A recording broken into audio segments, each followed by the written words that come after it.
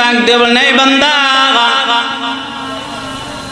দুনিয়াতে যখন বান্দা কোনো বাসায় মেহমান হয়ে যায়, একদিন যায়, 2 দিন যায়, 3 দিন এক বাসায় মেহমানদারের মেয়াদ থাকে, মেহমানের মেয়াদ থাকে। এই 3 দিন ভালো ভালো খাবার ব্যবস্থা করা মেজবানের জন্য জরুরি হয়ে যায়। এটা নবীর আদর্শ। 3 দিন যখন পার হয়ে যায়, মেজবান যদি চিন্তা করে ভালো আর কোনো খাবার দিবে না, ডাউল আলু ভর্তা খাওয়াবে, এরপরে মেহমান কোনো কথা বলতে পারবে না।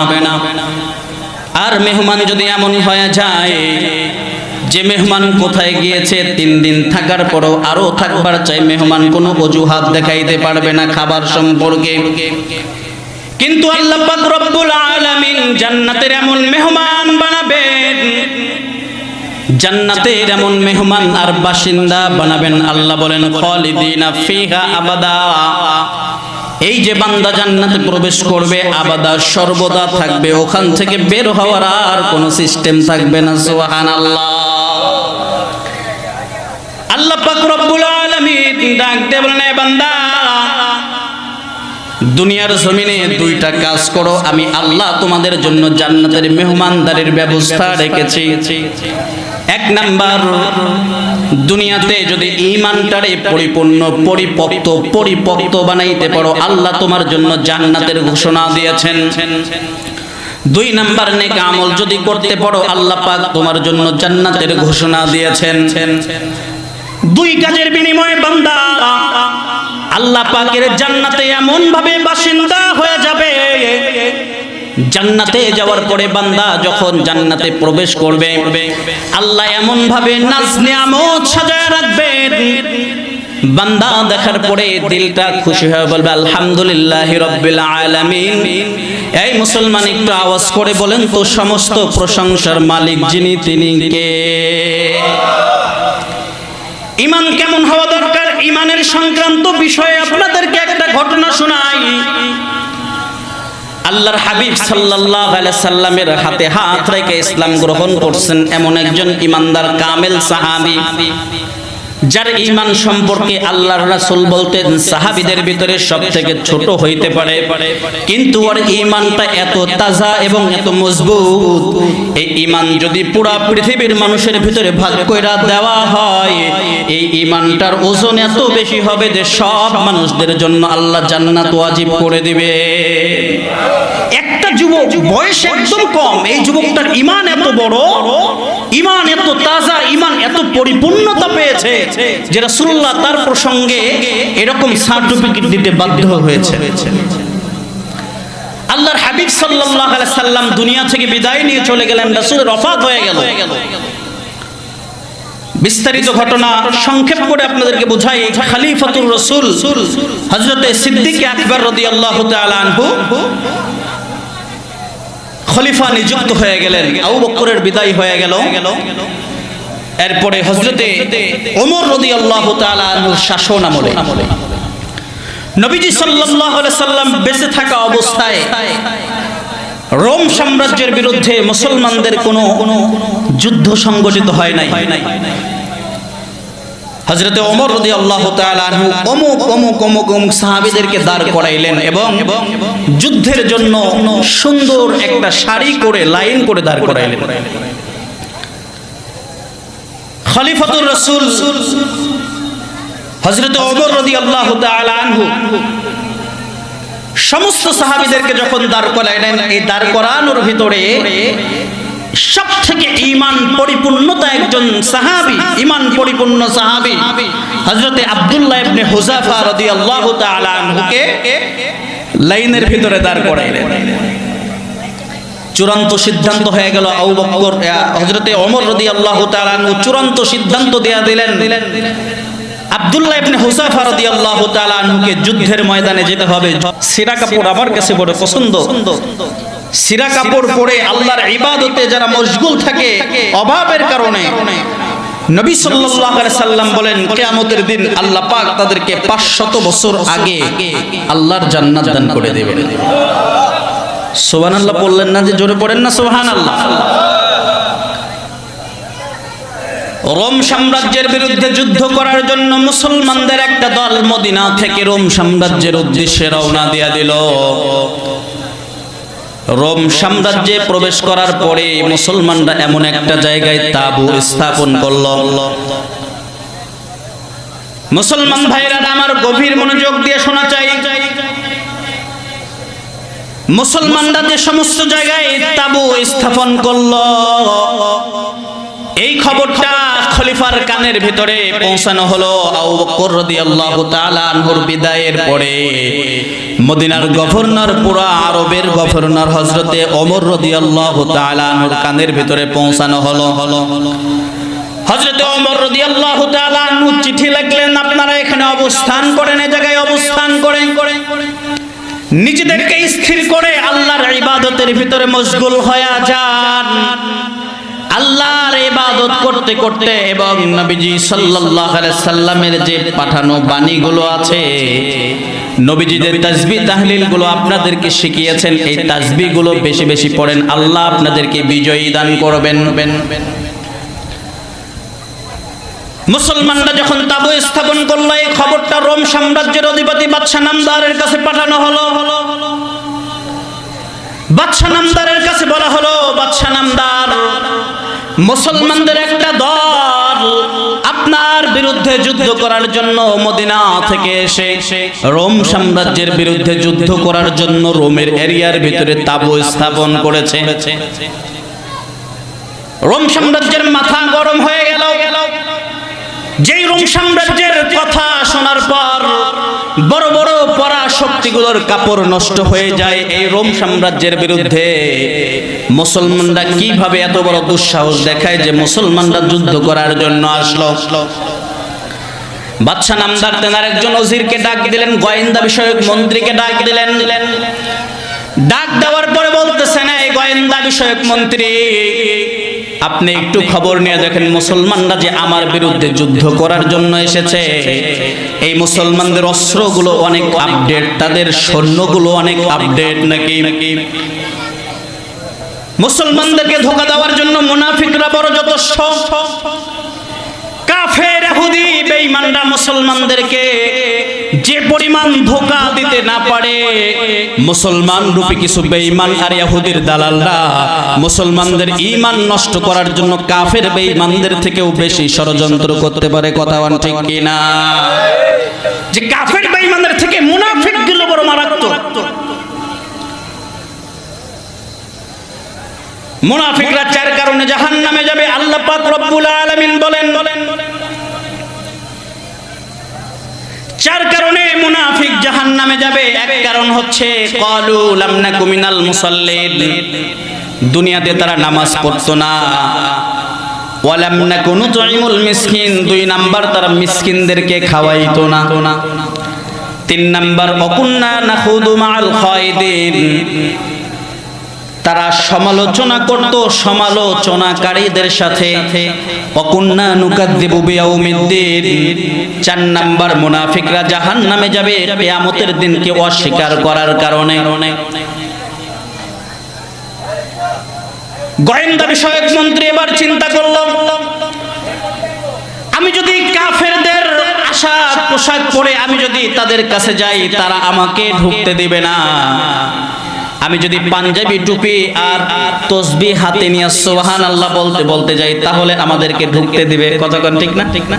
এই যে একটা আছে না দেওয়ানবাগি, ঈমান নষ্ট করার জন্য পারফেক্ট মরে গেছে। হ্যাঁ, চন্দ্রপুরী রাজারবাগি আরো যে সমস্ত পীরগুলো আছে, ভণ্ড পীরগুলো আছে, এগুলো মুসলমানদের ঈমান নষ্ট করে ধর্ম ব্যবসা কইরা জাতিকে কলঙ্কিত করতেছে। কতক্ষণ ঠিক কিনা?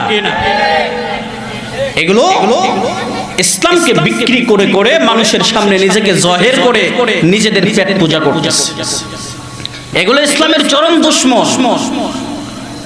আচ্ছা, কোন সাহাবী কি দুনিয়াতে পীর ছিল? হ্যাঁ, কোন সাহাবীর মাজার আছে? তাহলে তোমার পীর এত বড় কুতুব হয়ে গেছে যে মারা গেছে এক জায়গায়, কবর দেওয়ার জায়গায়। এই সমস্ত ভণ্ডামি এই নতুন স্বাধীন বাংলাদেশে মুসলমানরা সহ্য করতে পারে না। কতক্ষণ ঠিক কিনা? এই সমস্ত ভণ্ডামির দিন শেষ। তো গোয়েন্দা বিষয়ক মন্ত্রী কি করলেন? উনি সুন্দর একটা জুব্বা পয়রা হাতের ভিতরে তসবিহ নিয়ে মুসলমানদের তাবুর ভিতরে আইসা মুসলমানদেরকে দেখতেছে যে কি অবস্থা। আইসা দেখেন যে মুসলমানদের পেটের ভিতরে খাবার নাই, কাপড়গুলো ছেঁড়া, শরীরে যে মাথায় যে টুপি পড়ছে এই টুপিটাও ছেঁড়া, তাদের হালত খুবই খারাপ। বাদশার কাছে যাওয়া হলো। বাদশার কাছে গিয়ে গোয়েন্দা বিষয়ক মন্ত্রী বলতেছেন, বাদশা আপনার ভয়ের কোনো কারণ নাই, আপনার কোনো টেনশন নাই, আপনি যে ভয় পেয়েছেন এরকম ভয়ের কোনো অবকাশ আপনার নাই। আপনার বিরুদ্ধে যে সমস্ত সৈন্যরা মদিনা থেকে মুহাম্মাদের উম্মতরা আপনার রোম সাম্রাজ্য দখল করার জন্য এসেছে, তাদের অস্ত্রগুলো এত আপডেট না, তাদের অস্ত্রের ঝনঝনানি এত সুন্দর নয়, তাদের চেহারাগুলো শুকায় গেছে না খাইতে খাইতে, তাদের চেহারাগুলো এমন মলিন হয়ে গেছে বাচ্চা, তাদের শরীরগুলো এত দুর্বল হয়ে গেছে যে তাদের আমাদের সৈন্যের সামনে তারা 1 মিনিটও টিকতে পারবে না। বাদশা ডাক দিয়ে বলতেছেন, তাহলে মুসলমানরা বিভিন্ন জায়গায় বিজয় লাভ করে এটা কিভাবে করে? মুসলমানরা যেখানে যায় সেখানেই বিজয় লাভ করে। অহুদ, খান্দক, তাবুক বিভিন্ন জায়গায় মুসলমান গিয়েছে, ওখানে বিজয় লাভ করেছে। বলেন তো মুসলমানরা কি অস্ত্রের বরে বলিয়ান নাকি যিনি মদত দান করেন তিনি কে? আরো জোরে বলেন না তিনি কে? যে আল্লাহ পাকের সাহায্য ছাড়া মুসলমানরা বলিয়ান না। বাদশা নামদার ডাক দিয়ে বলতেছেন, তাহলে মুসলমানরা সব জায়গায় বিজয়ী হয় এটার কারণ কি একটু ব্যাখ্যা করে। গোয়েন্দা বিষয়ক মন্ত্রী ডাক দিয়ে বলতেছেন, বাদশা আমরা আমাদের সৈন্যদেরকে পাঠাই বিভিন্ন জনকে টাকা দিয়া, আবার আমরা বলি কোন সৈন্য যদি আমাদের এই যুদ্ধের ভিতরে মারা যায় তাদের পরিবার পরিজনকে আমরা পরিচালনা করব। আমরা আমাদের সৈন্যদেরকে টাকা পয়সা দিয়ে, খাওয়ান খোরাক দিয়ে, নারী দিয়ে তারপরে পাঠাই। কিন্তু মুসলমানদের হালত এমন, মুসলমানের মুহাম্মাদুর রাসূলুল্লাহ সাল্লাল্লাহু আলাইহি সাল্লাম বলেছেন, মুহাম্মাদুর রাসূলুল্লাহর সংস্পর্শে আবার আসার পরে এই জাহেলি যুগের মানুষগুলো, এতটা বর্বর যুগের মানুষগুলো এতটা পরিবর্তন হয়ে গিয়েছে, তারা এই আশা পোষণ করে কোন মানুষ যদি বেঈমানের সাথে, কোন সাহাবী যদি, কোন ইমানদার যদি বেঈমানের সাথে যুদ্ধের ভিতরে মারা যায়, সরাসরি আল্লাহ পাক তাদেরকে জান্নাতি ঘেরান নাকে দান করে দেন। সুবহানাল্লাহ। যে মুসলমানরা এই আশা পোষণ করে যে তারা মরার সঙ্গে সঙ্গে আল্লাহর জান্নাত পাওয়া যাবে, এই আশা নিয়ে তারা যখন ময়দানে নামে তারা জীবনের ভয় পায় না। তারা যদি দেখে ঈমানের সাথে সাংঘর্ষিক কোনো বিষয়, তারা যদি দেখে মুহাম্মাদুর রাসূলুল্লাহকে নিয়ে কেউ কটূক্তি করেছে, তারা যদি দেখে আল্লাহ এবং তার রাসূলকে নিয়ে গালমন্দ করেছে, মুসলমানদের ঘরে বৈশা থাকতে পারে না। সে যত বড় ক্ষমতাশীল হোক, তার বিরুদ্ধে স্লোগান দেওয়ার জন্য সর্বস্তরের মুসলমান মাঠে ময়দানে নাইমা তার বিরুদ্ধে স্লোগান দেয়। কথা কোন ঠিক কিনা? যে এত পরিমাণ ঈমান তাদের, তাহলে কি বিজয়ীর কারণটা ঈমান? বাদশা নামদার ডাক দিয়ে বলতেছেন, এ গোয়েন্দা বিষয়ক মন্ত্রী, এই মুসলমানদেরকে আমি আমার জীবনে দেখি নাই। তুমি যদি পারো মুসলমানদের একটা দলকে, সৈন্যবাহিনীকে, মুসলমানদের একটা দলকে আটক করে আমার কাছে পাঠায়া দিবা, রোম সাম্রাজ্যের কাছে পাঠায়া দিবা। আমি একটু দেখতে চাই এই মুসলমানদের হালতটা কেমন, এই মুসলমান কেন বিভিন্ন যুদ্ধের ভিতরে বিজয় লাভ করে। অবশ্যই তো কোনো কারণ আছে, আমি একটু দেখতে চাই। বিস্তারিত ঘটনা সংক্ষেপ করে বলি, মুসলমানরা যুদ্ধের এক পর্যায়ে আব্দুল্লাহ ইবনে হুযাফা রাদিয়াল্লাহু তাআলা আনহু, মাত্র 17 বছরের একজন যুবক আব্দুল্লাহ ইবনে হুযাফা, যুদ্ধ করতেছেন 40 জন বা 41 জনের একটা জামায়াত নিয়ে রোম সাম্রাজ্যের বাহিরের কাছে আব্দুল্লাহ ইবনে হুযাফাকে আটক করা হলো। আটক করে বাদশার কাছে চিঠি লেখা হলো, বাদশা নামদার, আমরা একটা দল 41 জনের একটা দলকে আমরা আটক করেছি, আমরা কি এইটাকে পাঠাবো নাকি? বাদশা সঙ্গে সঙ্গে উত্তর পাঠিয়ে দিলেন, তাড়াতাড়ি আমার দরবারে পাঠিয়ে দাও। আব্দুল্লাহ ইবনে হুযাফা সহ 40 জনকে পাঠানো হলো। আব্দুল্লাহ ইবনে হুযাফা রাদিয়াল্লাহু তাআলা আনহু সহ যে 40 জনকে পাঠানো হলো, এই 40 জন বাদশা নামদারের সামনে গিয়ে বসলো। আব্দুল্লাহ ইবনে হুযাফা রাদিয়াল্লাহু তাআলা আনহু বাদশা যে চেয়ারে বসে, এই পাশের চেয়ারে আব্দুল্লাহ ইবনে হুযাফাকে বাদশা বলার জন্য বলল। বাদশা যখন বসার জন্য বলল, সামনের যত ওজির নাজির আছে সবাই অবাক হয়ে গেছে। বিভিন্ন দেশের বাদশারা রোম সাম্রাজ্যের বাদশার সামনে বা সাথে বসার সুযোগ পায় না। এই জীর্ণ শীর্ণ ছেঁড়া কাপড়ওয়ালা মুসলমান একটা বাদশার পাশে বসেছে। বলেন তো, এখানে বসার যিনি সুযোগ করে দিয়েছেন তিনি কে? বাদশা এবার অফার দিতেছে, আব্দুল্লাহ ইবনে হুযাফা, আপনাকে দেখতে সুন্দর দেখা যায়, আপনি জওয়ান মানুষ, আপনাকে আমি আমার অর্ধ জাহান লিখে দেব। আমার যে শাসন আমল আছে, এই যে পুরা রোম সাম্রাজ্যের অর্ধেক আমি আপনার জন্য লিখে দেব, এবং আপনাকে আমি আমার কন্যা একটা মাত্র মেয়ে, এই মেয়েকে আপনার কাছে আমি বিয়ে দিয়ে দেব। আব্দুল্লাহ ইবনে হুযাফা বাদশা নামদারের চেহারার দিকে তাকায় আছেন, কত বড় অফার চিন্তা করছেন। আব্দুল্লাহ ইবনে হুযাফা, তোমারে দেব, তবে একটা শর্ত আছে, আমি তো ইহুদি, আমার মেয়ের জামাই যদি ইহুদি না হয়, আমার মেয়ের জামাই যদি ইহুদি না হয়, তাহলে তো আমি বিয়া দিতে পারি না। যদিও 19 কোটি মুসলমানের দেশের সাবেক প্রধানমন্ত্রী বলতেন, তেনার ছেলে খ্রিস্টান একজন মেয়েকে বিবাহ করেছে, এটাকে বৈধতা দেওয়ার জন্য তিনি বলেছিলেন যে খ্রিস্টান আহলে কিতাব। ঠিক না? ঠিক না? কত পরিমাণ তিনি যে ইসলামের নামে জালিয়াতি করেছেন, আলেমদেরকে ধরে ধরে জেলে ভরেছেন, আলেমদের উপর জুলুম করার কারণে, আলেমদের রক্ত এই জমিনে পড়ার কারণে 53 বছরে কোন সরকারকে পালাইতে হয় নাই। 53 বছরে শুধুমাত্র একটা জালেম সরকার, স্বৈরাচার সরকার, যারা আলেমদেরকে সব থেকে বেশি নির্যাতন করেছে। এজন্যই বাংলার জমিন থেকে খেতা বালি ছাড়া মুজির দেশে তারা পালাইতে বাধ্য হয়েছে। একমাত্র এই স্বৈরাচার সরকার আলেমদের উপরে জুলুম করার কারণে এরকম ভয়াবহ পতনতার হয়েছে। তোমরা বুঝো না, আমাদেরকে বুঝাও। আমরা যতটুকু বুঝি, এই বুঝ দিয়া 1000 বছর মুহাম্মদের উম্মতরা পুরো বিশ্বকে শাসন করেছেন। কথা বলেন ঠিক কি না? তোমরা আমাদেরকে গল্প শোনাও, আমরা যে সমস্ত গল্প জানি, এই গল্প শোনার পরে তোমরা যে জাতির পিতা আর এই পিতা এই পিতা বলো, আমরা যে সমস্ত ইতিহাস জানি, এই সমস্ত ইতিহাস শোনাইলে মানুষ তোমাদের নামের উপরে থুতু দিবে, তোমাদের নামে দোয়া তো দূরের কথা, তোমাদের জানাজাতেও কোনো মুসলমান যাবে না।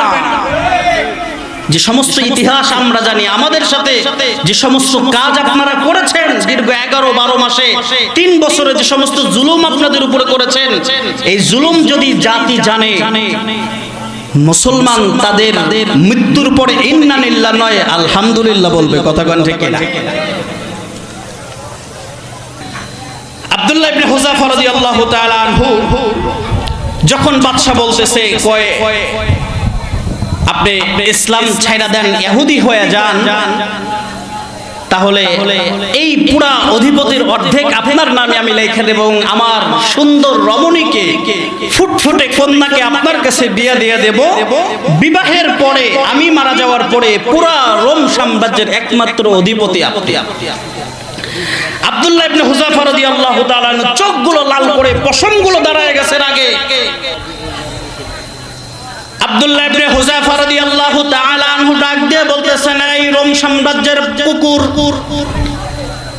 এই রোম সাম্রাজ্যের কুকুর, তুই কি ভেবেছিস যে তোর সুন্দরী মেয়ে এবং এই রোম সাম্রাজ্যের অর্ধেক লিখে দেওয়ার কারণে আমি মুসলমান থেকে বেঈমান হয়ে যাব? না না, মুসলমান এই পুরো পৃথিবীর রাজত্ব এক পাল্লায়, আর ফজরের একটা সেজদা এক পাল্লায়। মুসলমান ফজরের সেজদায় যে পরিমাণ শান্তি পায়, পুরো দুনিয়ার রাজত্বে এই পরিমাণ মুসলমান কখনো শান্তি পাইতে পারে না। সুবহানাল্লাহ।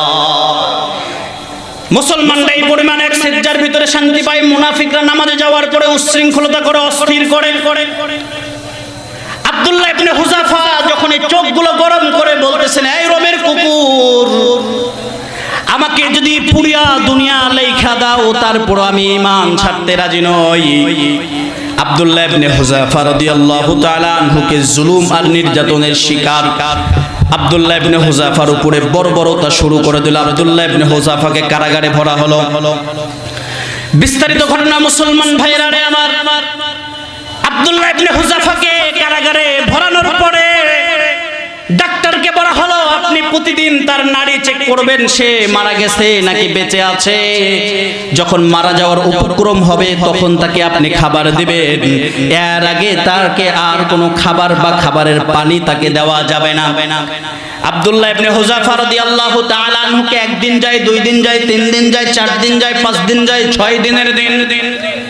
যেই যুবকটাকে দেখার পরে কাফের বেঈমানরা যুদ্ধের ময়দান থেকে পালায়া যায়, এই যুবকটা নিজে দাঁড়াইতে পারে না, 2 জন মিলায়া দাঁড় করাইছে। ডাক্তার নাড়ি চেক করার পরে বাদশার কাছে খবর দেওয়া হলো, বাদশা, আব্দুল্লাহ ইবনে হুযাফাকে যদি এখন খাবার না দেওয়া হয় আব্দুল্লাহ ইবনে হুযাফা মারা যাবে।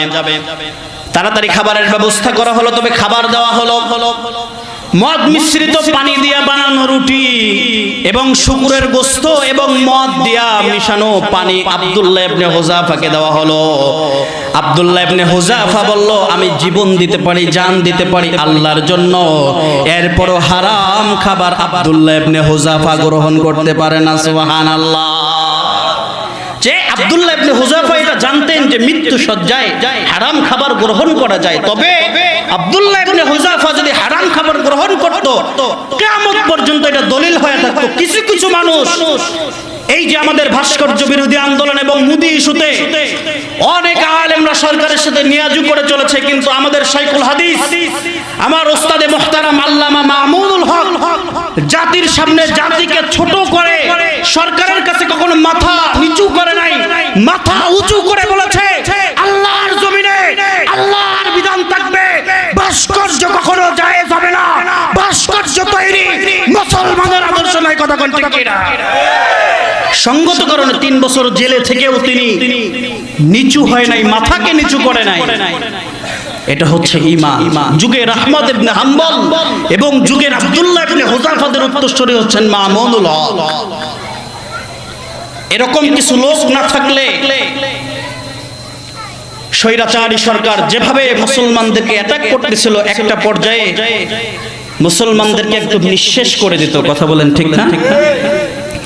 আব্দুল্লাহ ইবনে হুযাফা রাদিয়াল্লাহু তাআলা আনহুকে বাদশা এবার আবার অফার দিলেন, এই আব্দুল্লাহ ইবনে হুযাফা, তুমি ঈমান ছেড়ে দাও, এত কষ্ট করতে হবে না, এত যন্ত্রণা সহ্য করতে হবে না। আব্দুল্লাহ ইবনে হুযাফা রাদিয়াল্লাহু তাআলা আনহু বাদশার সামনে দাঁড়ায় বলতেছেন, বাদশা, এই রোমের কুকুর, আমারে যদি মাইরা ফেলোস বা পুরা আমাদের এই কাফেলাকেও যদি মাইরা ফেলোস, আব্দুল্লাহ ইবনে হুযাফা ঈমান ছাড়তে পারে না। সুবহানাল্লাহ পড়বেন না? পরের দিন সকালবেলা আব্দুল্লাহ ইবনে হুযাফা সহ তাদের সকলকে আনা হলো এবং ওজির নাজিরদেরকে বলা হলো, আপনারা এখানে তেল এবং গরম পানি গরম করেন। তেল এবং গরম পানি গরম করা হলো। আব্দুল্লাহ ইবনে হুযাফাকে দাঁড় করানো হলো এবং তার সাথে যে সফর সাথী যারা ছিলেন সকলকে দাঁড় করানো হলো। দাঁড় করানোর পরে একজন মুসলমান কয়েদিকে আনা হলো। জালেম বাদশা নামদার একজন কয়েদিকে এনে তেলের ভিতরে ছেড়ে দিল। সেকেন্ডের ভিতরে তার শরীর থেকে অঙ্গ প্রত্যঙ্গ থেকে গোশতগুলো খসে খসে পড়ে গেল। আব্দুল্লাহ ইবনে হুযাফাকে বলা হলো, আপনি যদি ঈমান না ছাড়েন আপনার হালত এবং আপনার 40 জন সাথীর হালত এক হবে। আব্দুল্লাহ ইবনে হুযাফা কান্না করতেছেন। বাদশা ভাইবা নিছে যে মনে হয় আব্দুল্লাহ ইবনে হুযাফা স্ত্রী এবং সন্তানদের কথা, তিনি তো অবিবাহিত ছিলেন, বাবা এবং মার কথা স্মরণ হয়ে গেছে, আত্মীয় স্বজনদের কথা স্মরণ হয়ে গেছে। গিয়ে বলা হলো আব্দুল্লাহ ইবনে হুযাফা, আপনি কি ঈমান ছেড়ে দিবেন? আব্দুল্লাহ ইবনে হুযাফা তখনও বাঘের গর্জন দিয়ে বলেছিল, মুসলমানরা ফজর সহ বিভিন্ন নামাজ এবং রাসূলের আখলাকে যে পরিমাণ তৃপ্তি পায়, এই তৃপ্তির কাছে আল্লাহ একটা জীবন দিয়ে আল্লাহ আমাকে পরীক্ষা করতেছেন, আমি এজন্য কান্না করতেছি।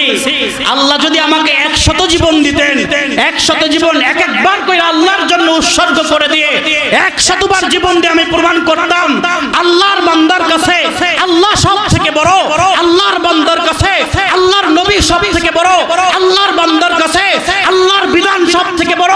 কোন জালেমের কাছে মুসলমান মাথা নত করতে পারে না। আমি জীবন দেব, এরপর ঈমান। আমি আব্দুল্লাহ ইবনে হুযাফা ঈমান ছাড়তে প্রস্তুত নাই। কথা কোন ঠিক কিনা? যে হালতেই থাকি, যে অবস্থায় থাকি, ঈমানদাররা ঈমান মজবুত করে ধরে রাখবেন তো ইনশাআল্লাহ। আল্লাহ পাক আমাদেরকে শক্তিশালী এবং মজবুত ঈমানের মালিক হওয়ার তৌফিক দান করুক। ছোট্ট একটা আমল আপনাদেরকে বলি, কমসে কম হযরতে লোকমান হাকিম, তিনি যদিও নবী ছিলেন না, তেনার নাম আল্লাহ পাক কুরআনে বলেছেন। কেন জানেন? যে তিনি 1 নাম্বার বলেছেন লা তুশরিক বিল্লাহ, এই আমার সন্তানরা শিরিক করবা না, ইন্না শিরকা লাযুলমুন আযীম, শিরিক সবথেকে বড় গুনাহ, সবথেকে বড় জুলুম। এই লোকমান হাকিম বলেন যে আমি বিবাহের প্রথম রাতে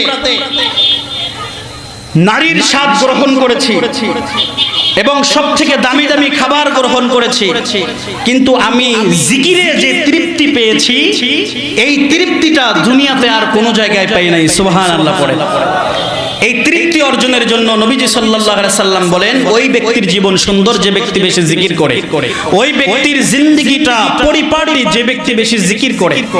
কমসে কম 6 তাসবিহ জিকির করবেন। কয় তাসবিহ? জোরে বলেন, কয় তাসবিহ? 1 নাম্বার 100 বার সুবহানাল্লাহ পড়বেন। কয় শতবার? 100 বার আলহামদুলিল্লাহ, 100 বার আল্লাহু আকবার, 100 বার লা ইলাহা ইল্লাল্লাহ, 100 বার দরুদ শরীফ, 100 বার ইস্তিগফার পড়বেন তো ইনশাআল্লাহ। যদি এই আমলটা করতে পারেন, আজকের মাহফিল সার্থক। আল্লাহ পাক আমাদেরকে কবুল করুক।